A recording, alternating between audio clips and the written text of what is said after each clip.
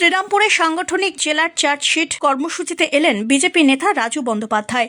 সেই কর্মসূচিতে তাঁর দাবি, ভাতা কারণ নিজের টাকা নয়। মমতা বন্দ্যোপাধ্যায় নিজের বাড়িতে টাকা ছাপেন না, সাধারণ মানুষের করের টাকা। কোনো দয়া দাক্ষিণ্য করছেন না মুখ্যমন্ত্রী। কোনো প্রকল্প বন্ধ হয় নাকি? সব চলবে। বিজেপি ক্ষমতায় এলে সবাই ডবল ডবল টাকা পাবেন। বেকার যুবক যুবতীদের প্রতি তাঁর প্রতিশ্রুতি, বিজেপি ক্ষমতায় এলে কর্মসংস্থান এবং চাকরির ব্যবস্থা অবশ্যই করবেন তারা। দেখুন, একটা জিনিস তো পরিষ্কার হয়ে গেছে, শিক্ষিত বেকার যুবকরা কি করছে? কেউ অটো চালাচ্ছে, নইলে টোটো চালাচ্ছে, আর বাকি যারা আছে তারা ওই তৃণমূলের সিন্ডিকেট কাজের সাথে যুক্ত। আর বাংলার মানুষকে ধোঁকা দেওয়ার একটা প্রচেষ্টা হচ্ছে, বাংলার যুব সমাজকে প্রচেষ্টা হচ্ছে ধোঁকা দেওয়ার। 15 বছর ঘুমাচ্ছে, একটা ইন্ডাস্ট্রি নেই, একটা শিল্প নেই।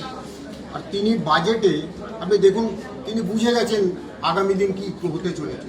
তিনি বাজেটে ঘোষণা করলেন যে আমি অগাস্ট মাসে দেবো, কিন্তু তারপরের দিনে আবার ঘোষণা করছে যে এখন থেকেই ফর্ম ফিল আপ চালু হবে। এবার কত ফর্ম ফিল আপ হবে, কত লোক টাকা পাবে, এটা কেউ জানবে না। এটা আগেও করেছিল, মধ্যিখানে বন্ধ হয়ে গেছে। আর তাই ভোটের আগে যুব সমাজকে প্রলোভন দিচ্ছে। আর তিনি ভালো মতো জানেন যে আর কয়েক মাস পর তিনি আর সরকারে থাকবেন না। তাই জন্যই তিনি ওই সিদ্ধান্তটা আগিয়ে নিয়ে এসেছিলেন। আর আমরাও বাংলার বেকার যুবকদের বলছি, আমরা এখানে এসে কর্মসংস্থান, আমরা এখানে এসে চাকরি দেবো।